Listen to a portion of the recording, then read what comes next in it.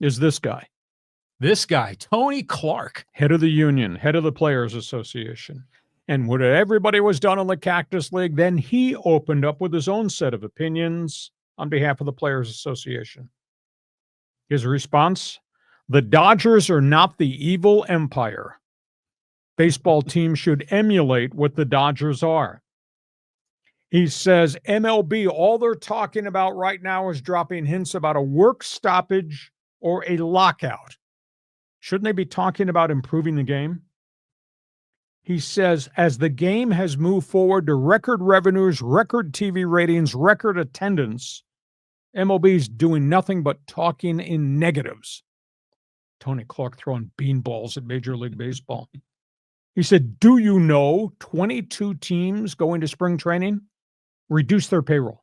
22 teams despite record revenues. He says, I'm bothered by the fact there are owners investing hundreds of millions to buy property around their stadiums so they can create more revenue streams, but they're not investing hundreds of millions in their roster and their product. And he wrapped up, I have a dream that all 30 teams would want to be the last man standing at the World Series in October. I don't see that.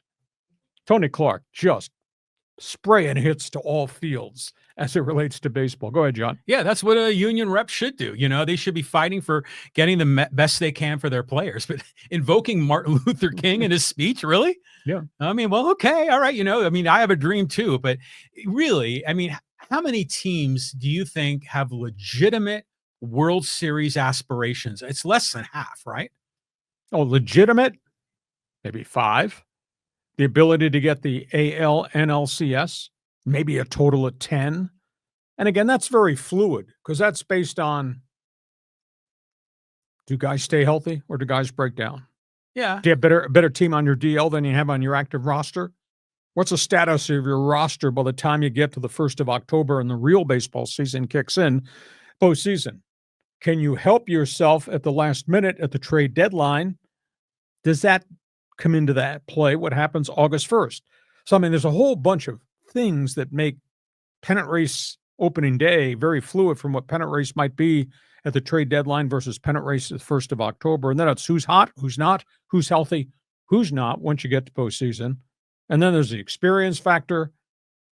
You're not going to choke this playoff series away again, are you, Padres? I mean, there's so many variables that kind of go into there are who's the last man standing. But you know, you got to know in the boardroom behind closed doors, they have a realistic expectation of their team, and not everyone is going for the World Series. But I guess you could say that's true in every sport. I mean, there's a lot of teams in NBA they're just terrible, you know, and really have no chance of winning a championship. And even in the NFL with, you know, some kind of similar salary, there's still teams that are just hopeless that have no chance.